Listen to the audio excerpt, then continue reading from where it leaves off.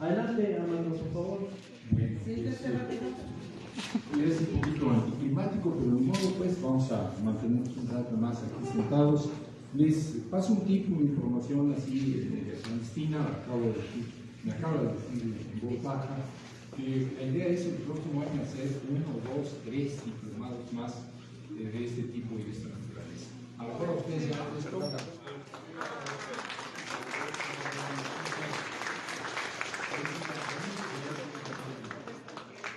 Voy a hacer un cierre, un comentario muy escueto, muy breve.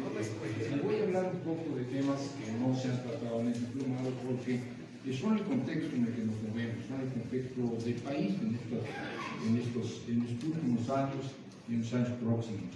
Primero, cosas obvias de lo que creo ustedes y nosotros hemos aprendido. Yo no estuve más que en la primera sesión y ahora aquí al final, pero los compañeros y las compañeras me han platicado permanentemente de los muy buenos resultados de la participación de ustedes, extremadamente activa, muy creativa, y creo que pues hemos todos aprendido. Nosotros hemos aprendido y yo creo que ustedes también. Hemos aprendido cosas nuevas y hemos confirmado cosas que ya sabíamos. Y no está de más repetir cosas que ya sabíamos y que aquí están certificadas. Entre ellas que el campo de la ciudad tiene que ser protegido de la expansión de la mancha urbana. Esto sigue siendo una tarea pendiente. Hay una reconsideración sobre los suelos de conservación, etc. Cualquier cosa que se decida tiene que ser algo que preserve el campo de la ciudad y que no permita la expansión de los desarrollos inmobiliarios. Y esto es así por obvias razones, por aquello que nos aporta el campo a la ciudad, el agua potable, el aire puro, el clima benévolo, los paisajes disfrutables. Hay que insistir en eso, de verdad es un lujo poder salir simplemente desde 1 kilómetro, 2 kilómetros y estar en lugares donde hay cerros, donde hay lagos, donde hay ríos vivos.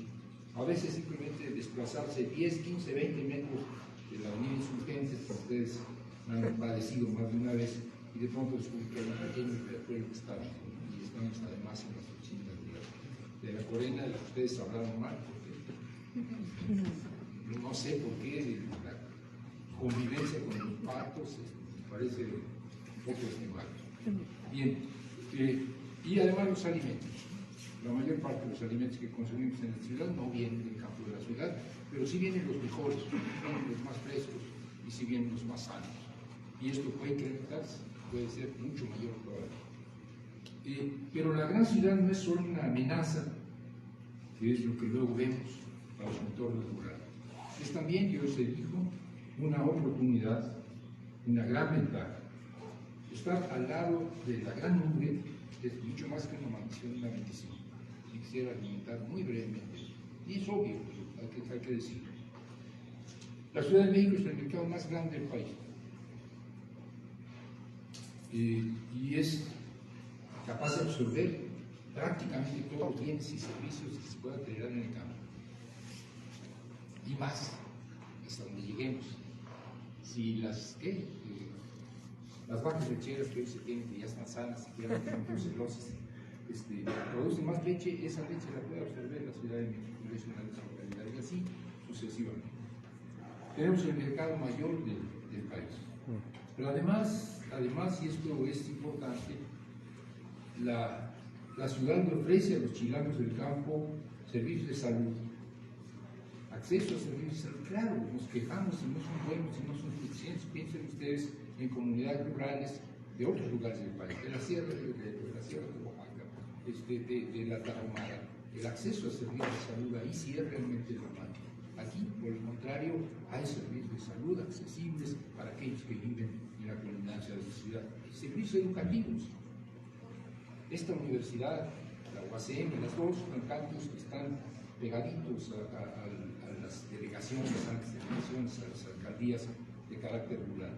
Es notable la cantidad de jóvenes estudiantes, de jóvenes originarios de Milpalta, de Xochimilco, de Tláhuac, de Tlalpan, que tienen estudios no solo de bachillerato, sino de licenciatura y de posgrado. Es enorme. Es que están estas universidades ahí. Y yo he conocido muchos compañeros de esta zona que están estudiando en la UACM o que están estudiando en Xochimilco. servicios financieros, servicios tecnológicos de vanguardia, servicios informáticos. Ventajas que los otros grupos rurales de este país no tienen. Viéndolo bien, ser campesino en esta ciudad es un privilegio. Es una maldición, sí, una amenaza, pero es un privilegio. Tener esta ciudad al lado es un monstruo. Si la sabemos aprovechar, es un privilegio. Yo creo que una de las cosas que está haciendo Corena es tratar de aprovechar esta convivencia.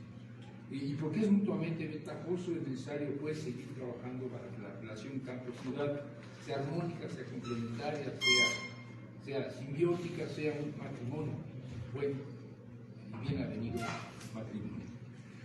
Y esta creo es la idea que han tenido los gobiernos progresistas que desde hace casi 30 años gobiernan esta ciudad. Yo decía en alguna ocasión que es un privilegio para esta ciudad haber tenido gobiernos progresistas. Nos pueden haber gustado más unos que otros y tener críticas. No es que nadie es monedita de oro, pero el hecho de que esta ciudad haya sido gobernada por gente izquierda, pues para decir en dos palabras, desde hace muchas décadas ya, es lo que ha permitido que la relación campo-ciudad se mantenga. Que en otras condiciones el campo hubiera sido arrasado y hoy lo estamos viendo. Entonces creo que es una ventaja que se ha tenido. Y hoy lo que estamos tratando de hacer en el país y no solo en la ciudad es esta cosa llamada cuarta transformación. Creo que valdría la pena ubicar, lo planteó Columba desde hace ya algunos meses, un poco ese contexto, porque ustedes trabajan para ese proyecto, ustedes trabajan, quieran que no, para la cuarta transformación. La cuarta transformación no es una idea loca, no es una marihuanada, no es una ocurrencia de un político, de Manuel López Obrador, es un grupo de gente que vamos a hacer la cuarta transformación de este país, ¿no? Ya hubo la independencia, ya hubo la reforma, ya hubo la revolución, vamos a hacer ahora la cuarta transformación. La cuarta transformación es un mandato, reitero esto, la cuarta transformación es un mandato. Es una instrucción que recibió el presidente hoy de la República, Manuel López Obrador, el 1 de julio de 2018, cuando 30 millones de mexicanos votaron por él y le dieron un mandato. Ese mandato es la cuarta transformación. No se le ocurrió a él, no se le ocurrió a un grupo de expertos, no se le ocurrió al grupo que lo rodea, es un mandato de la población, la mayor parte de la población, de los votantes y de los no votantes, que también estaban por eso. Le dijeron, queremos una cuarta transformación, que significa fundamentalmente sacarnos del pozo, sacarnos del túnel en el que nos metieron los gobiernos neoliberales del PAN, neoliberales del antes del PRI, otra vez después del PRI. Sácanos de esta situación, sácanos de este infierno, él es el encargo, y esta es la cuarta transformación, es una nueva época para este país, es una nueva época histórica en la que haya justicia, en la que haya equidad, en la que haya libertades ciudadanas, en la que haya bienestar para todos y todas. Se dice fácil, puede sonar demagógico, construirlo, hacerlo realidad es complicado, pero esa es la cuarta transformación. Y este proyecto generoso, ambicioso, este sueño compartido, se sintetiza en una frase, voy a repetir cosas obvias: por el bien de todos, primero los pobres. Algunos dirán, es una buena frase de campaña y gracias a esto López Obrador obtuvo 30 millones de votos. No, es un concepto. Más que un concepto, en realidad es un paradigma. Luego suena muy académico eso de paradigma, pero quiero decir, es un concepto que tiene universalidad, que vale para una gran cantidad de dimensiones de la vida y de la política. Por el bien de todos, primero los pobres. Primero los pobres ya es suficiente, por el bien de todos, es decir, primero los pobres es porque nadie se va a quedar fuera de esta cuarta transformación. Aquellos que no son pobres también están dentro de la cuarta transformación, pero si no le damos prioridad a los pobres, el país no tiene salvación, y no se salvan tampoco aquellos que no son pobres. Pongamos por delante de los pobres por el bien de todos. Esta es la frase. Y esta fórmula es la antítesis, lo opuesto a lo que expresa o implícitamente habían planteado los tecnócratas durante los gobiernos neoliberales. No es que esté exagerando, es primero los ricos, no primero los pobres, primero los ricos. Y el argumento de los tecnócratas neoliberales es: solo si llenamos los bolsillos de los muy ricos van a después las moneditas a caer. Lo insiste gráficamente, claramente, es la teoría de la fuente, ¿no?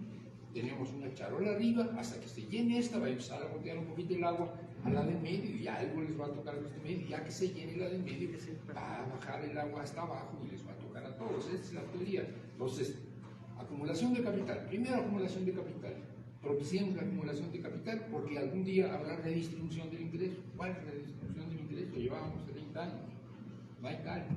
Es decir, es un engaño. Esta idea de primero los ricos es un engaño. Es un engaño que nos vendieron por un rato y nosotros creímos. Después dejamos de creerlo porque no funciona, porque no es verdad. Hay que invertir. Primero los pobres.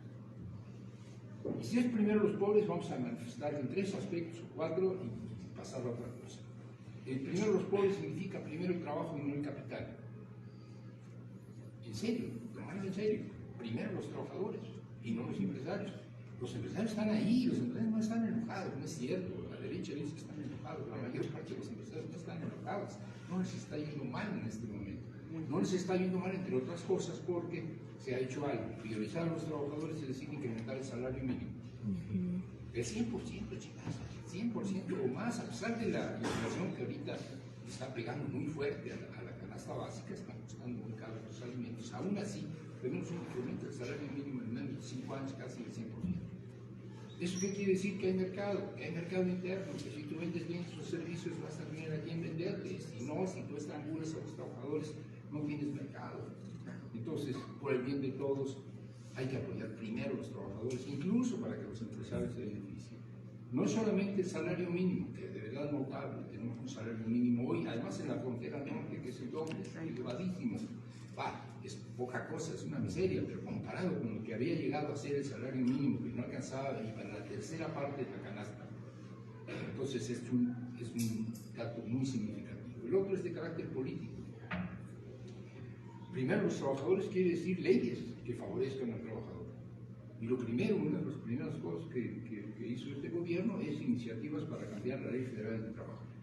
Una Ley Federal del Trabajo que le permita al trabajador efectivamente, no sé si hay un sindicato, no sé si pero ni modo voy a patear una Ley Federal del Trabajo que le permite a los trabajadores que están supuestamente sindicalizados, saber que están sindicalizados, saber cuál es el contrato colectivo, si es que hay un contrato colectivo, y saber quiénes son los que presiden sus sindicatos, si es que hay sindicato. La mayor parte de los trabajadores de este país no están sindicalizados, los que estaban sindicalizados no lo sabían, y todo esto era una relación patronal, estrictamente patronal. La nueva Ley Federal del Trabajo permite que los trabajadores sepan en qué condiciones están. No solo esto, acepten o rechacen el contrato que ya existe, esto está procediendo, está avanzando, es un derecho. Los trabajadores les toca ejercerlo, lo están empezando a ejercer. En el ámbito laboral hay un trabajo bastante significativo de creación de nuevos sindicatos y de democratización, no en otros ámbitos. Y más el outsourcing. El outsourcing es una maldición cuando se generaliza. Hay que acotarlo, ya se acotó el outsourcing. El outsourcing significa, entre otras cosas, que no pagas impuestos, significa que no reconoces los derechos laborales de la gente, que no hay a quien reclamar. Bueno, todo esto son derechos a los trabajadores, además del salario mínimo. Primero los trabajadores, primero el trabajo y no el capital, y al capital no le va mal, a pesar de eso. ¿Qué más? Primero el campo, la agricultura y los campesinos, y no la industria y la ciudad. No se trata de acabar con la ciudad, yo soy chilango de banqueta. O sea, queremos que haya inversiones en la ciudad, y las hay, por cierto. Pero hay que poner prioridades, y la prioridad es el campo, no puede ser la ciudad. Aunque la mayor parte de la población de este país sea urbana, necesitamos darle prioridad a aquellos que han estado marginados, a aquellos que han estado excluidos, a aquellos que han sido vistos a lo más como paisaje. Significa darle prioridad al campo y a la agricultura y a los campesinos, no solo a la agricultura, porque también tenemos el problema de que hay una agricultura empresarial, que no tendríamos ningún problema con la agricultura empresarial. Qué bueno que existe una agricultura empresarial y que generen productos agrícolas, ingresos, y si es de exportación, que generen divisas, pero tenemos una agricultura empresarial que está agotando los recursos naturales, que está enfermando a los trabajadores y que está contaminando las aguas y las tierras. Necesitamos una agricultura sostenible, una agricultura de mediana y pequeña escala, y los productores pueden ser los productores campesinos e indígenas, como se está viendo en la Ciudad de México. ¿Qué es lo que hay ahí? ¿Qué es lo que ha hecho el gobierno al respecto? Bueno, ustedes lo saben porque están trabajando con programas que son los mismos o que son una variante de lo mismo. Por ejemplo, bueno, Sembrando Vida, empecemos por el más grande. Sembrando Vida es una chingonería de programa. No digo que se pueda aplicar tal cual en la Ciudad de México, porque no fácilmente tiene 2,5 hectáreas, etcétera, etcétera. Y hay que adaptarlo, y lo han adaptado creativamente, pero es una chingonería, porque es un programa, ustedes lo conocen. En primer lugar, es un programa de reforestación. Claro, si no preservamos los bosques que ya existen, vale madres que estemos sembrando arbolitos. Hay que preservar los bosques que ya existen, esto es prioritario. Y pues hay bosques y hay que preservarlos. Pero donde ya de por sí los suelos están deteriorados, donde se hicieron potreros en donde no son sostenibles los del ganado, en donde se desmontó para sembrar y se agotaron los suelos porque son muy delgados, hay que reforestar, y reforestar puede ser lo que está promoviendo el programa. ¿Reforestar con qué? Bueno, Andrés Manuel, desde que se iba en sus días de descanso, cuando los tenía a la chingada, o sea, a su rancho, lo platica, veía crecer la caoba, ¿no? Y decía, crece más rápido de lo que dicen los ingenieros, hay que sembrar eso, al menos para nuestros hijos, a lo mejor para nuestros nietos. Sí, pues, árboles maderables, árboles de maderas finas, es un ahorro, es algo para dejárselo a tus descendientes, quizás, porque no los vas, quizás si tienes 40 años ya no te van a tocar. Pero también frutales. ¿Por qué? Bueno, porque estos son para comer primero y porque además son comerciales. Y si tú tienes volumen, porque tienes varios productores asociados, pues puedes sacar algún ingreso de eso. Pero, y eso no estaba previsto al principio, y eso yo creo que fue el doctor Turren, que ustedes conocen el proyecto de MIAF, maíz intercalado con frutales, el que le vendió a Andrés Manuel, y que nos estuvieron encargados hoy fue que también meter milpa. También sí se cultiva anual y es perfectamente compatible los frutales con el maíz, el frijol, la calabaza, es perfectamente compatible. Y ya está, el proyecto tiene milpa. Milpa es biodiversa, no es nada más meter maíz, frutales y madera. Y algo de ganadería también, agropastoril. Gracias.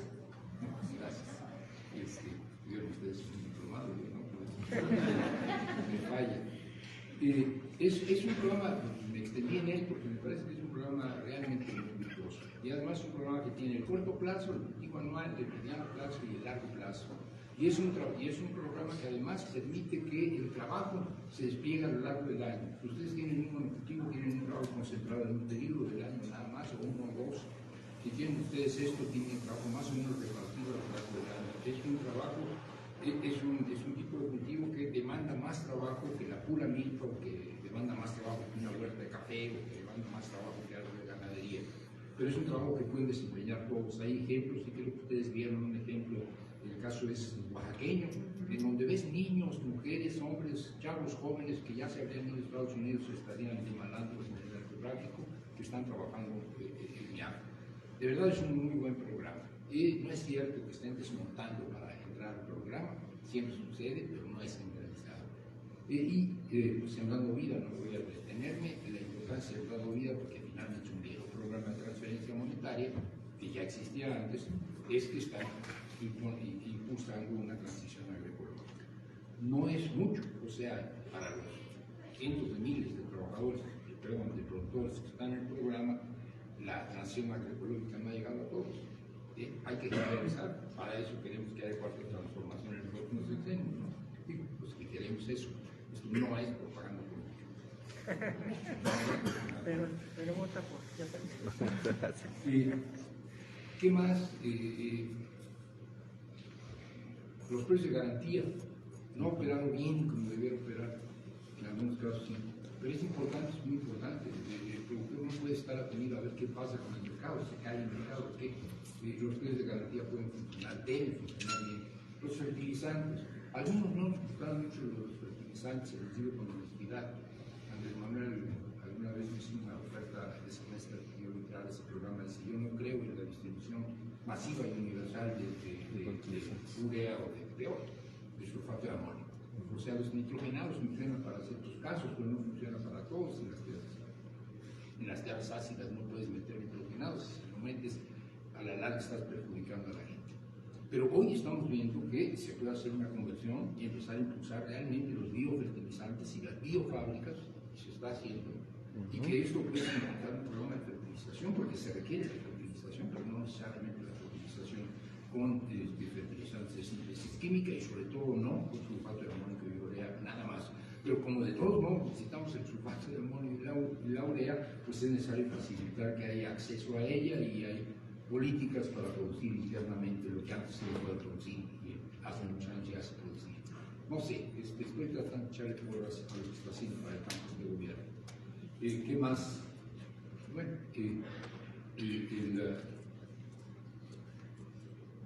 en el caso del campo, yo creo que los esfuerzos que están haciendo son enormes y sin embargo estamos con pendientes grandísimos.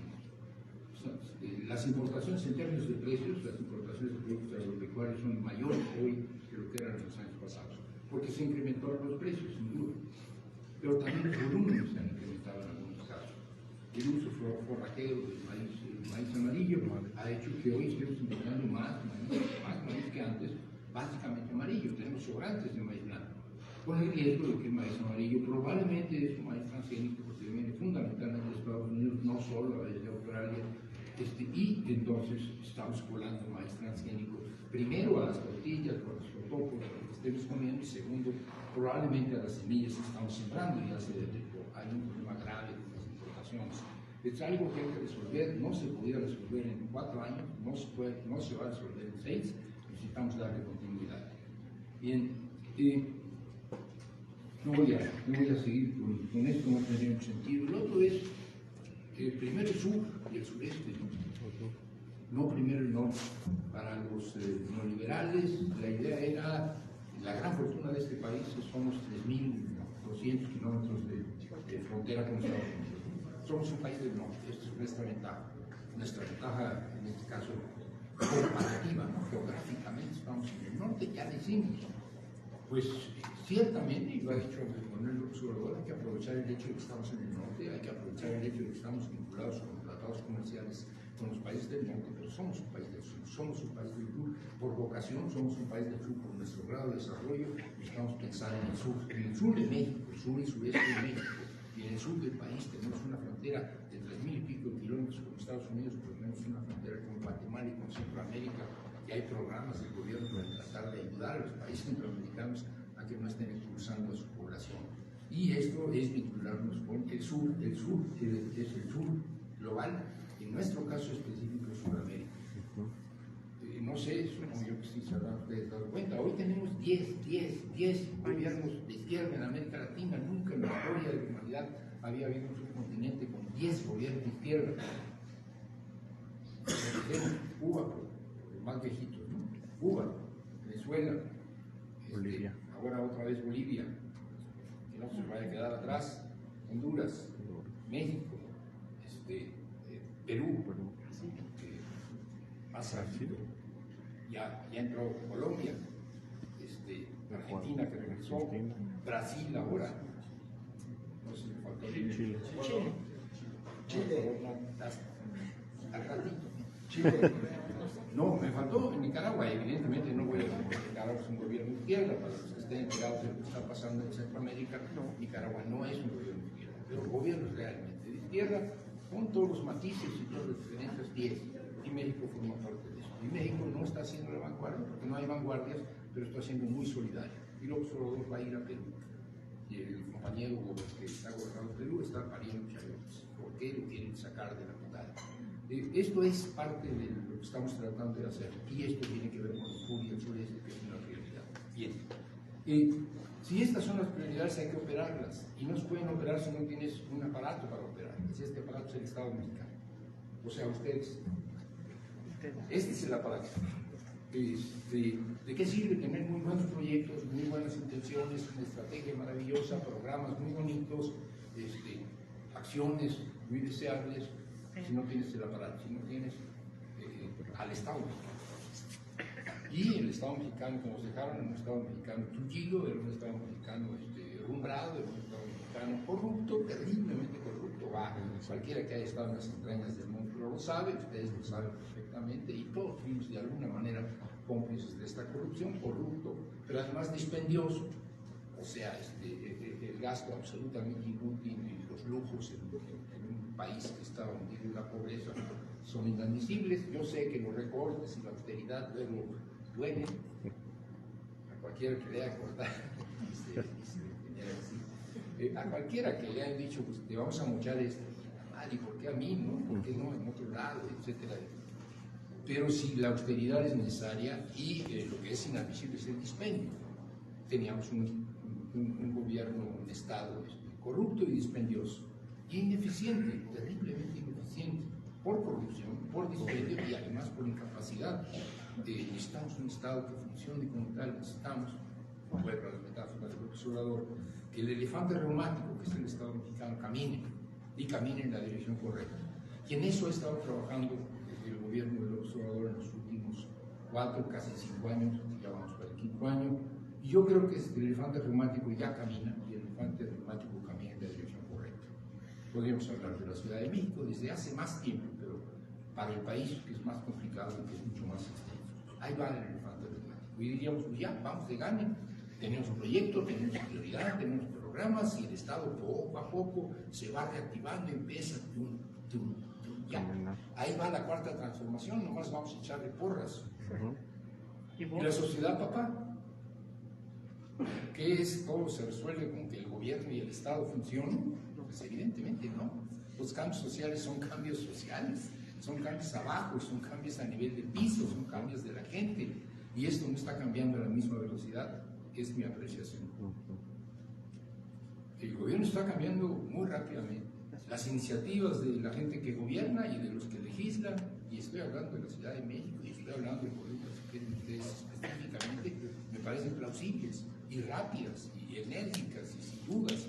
La sociedad está lenta, muy lenta. ¿Sí? La elefanta, porque hay un elefante, una elefanta, está reumática, intuida, y echada. Está mal, no puede ser.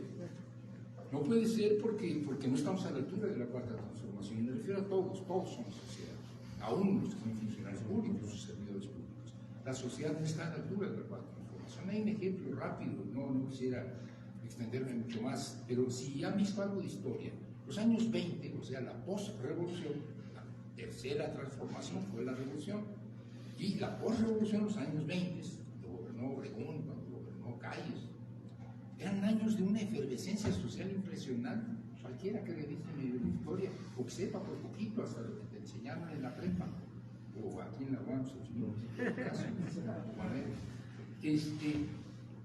se formaron sindicatos en todo el pinche país. Durante el porfiriato no había sindicatos, estaban prohibidos, y de golpe y porrazo sindicatos en todo el país, centrales sindicales nacionales, la CROM, era medio gobernista y medio tibia. Bueno, les gustaban los anarquistas y los comunistas, la CGT, sindicatos en todo el país, huelgas en el campo, y que eso es lo que a nosotros nos interesa, las ligas de comunidades agrarias en cosa de meses. Ya había algunas formas anteriores, las ligas de resistencia en Yucatán, pero de ahí las ligas de comunidades agrarias en todos los estados de la República. Y luego la Liga Nacional Campesina, o sea, la Liga de Ligas, que además eran de izquierda, eran más rojos que Obregón. ¿Qué más quieren? Las mujeres, ahora en la ola verde, estamos muy interesados en que avance una perspectiva de género. En los años 20 y aún antes, las mujeres estaban infinitamente más activas aún que ahora. No era de las luchas de las mujeres, era feminismo, así me llamaban desde entonces, congresos feministas, organizaciones feministas latinoamericanas, no solo el derecho a votar y ser votadas, porque la Constitución no lo establece así, reformadas hasta los años 50, sino el derecho a ser dueñas de su propio cuerpo y a decidir si embarazaban o no, y a decidir si con quién cogían, pues, para ser claros. Estamos hablando de hace 100 años. Y todavía hoy estamos poniendo en duda si las mujeres son o no dueñas de su propio cuerpo. De las mujeres, los jóvenes, había universidad, los jóvenes estudiantes participaban, pero las universidades no eran autónomas. Hoy el rector nos habló de la autonomía universitaria, hubo que pelearla, no era autónoma la universidad. Hubo reformas en el Cono Sur y los estudiantes estaban movilizándose. Hoy los intelectuales, los artistas y demás están muy opuestos a la 4ª transformación. En esa época los intelectuales, los artistas estaban haciendo teatro, estaban haciendo cine, ya entonces estaban pintando los muros, estaban haciendo música. estaban haciendo una producción intelectual al servicio del pueblo y de la revolución. No quisiera seguir. ¿Por qué era esto así en los años 20, en la post-revolución y en la post-elección, en nuestra revolución policial, en la post, ¿no? Voy a decir algo que a lo mejor es políticamente incorrecto. En aquellos tiempos la gente no confiaba en el gobierno. ¿Por qué? Porque habían tenido un personaje en el que habían confiado, Madero. Cuando llegó al gobierno no cumplió. Y Zapata tuvo que romper con Madero y otra vez hacer la revolución. Habían tenido otro gobierno, Carranza. Carranza era un tibio y la constitución que le estaba impulsando era mucho menos de lo que la gente había peleado. Tampoco le querían agarrar. Obregón, pues era un poquito mejor que Carranza, pero no mucho más. Y Calles no digamos. Pues si la gente no le cree mucho al gobierno, lo que hace es tratar de empujar desde abajo. Si queremos reparto agrario, pues hay que empujar. Si queremos sindicatos, hay que empujar. Si queremos autonomía universitaria, hay que empujar. Si tenemos los derechos de las mujeres, hay que empujar. Porque no le creemos a Obregón. No le creemos. Nosotros le creemos a López Obrador. Demasiado. Demasiado. O sea, tenemos un buen gobierno, hay que dejar de ser gobiernistas. Yo sé que ustedes son gobierno, yo no. Pero todos tenemos que dejar de ser gobiernistas, tenemos que dejar de esperar todo del gobierno porque tenemos un buen gobierno. Bueno, eso significa que hay que mover el elefante reumático, que hay que mover a la sociedad. Y voy a terminar con ustedes. Hay que mover a la sociedad porque todos somos sociedad, hay que mover a la sociedad porque en mi barrio, si no pasa el camión de la basura, me tengo que organizar con los vecinos. Y si en la puerta de mi casa, como apareció ahí un dealer, es decir, un cuate que está haciendo un contacto, tengo que ver qué hago con los vecinos para evitar que esto sea. No es un dealer, es un chavo tatuado y nada más. No puede suceder eso. Lo que quiero decir es, si uno no trabaja en el colectivo en el que se mueve, en el barrio en el que uno está, en la escuela en la que uno es maestro, en la comunidad, en el ejido, en el municipio, en la fábrica en la que uno está, no, nadie lo va a hacer por uno. El gobierno no va a hacer eso. Y ustedes están en medio. O sea, me refiero a los servidores públicos en territorio, a los servidores públicos de contacto. O sea, los que están con la gente, no el que está dando instrucciones de lo que hay que hacer.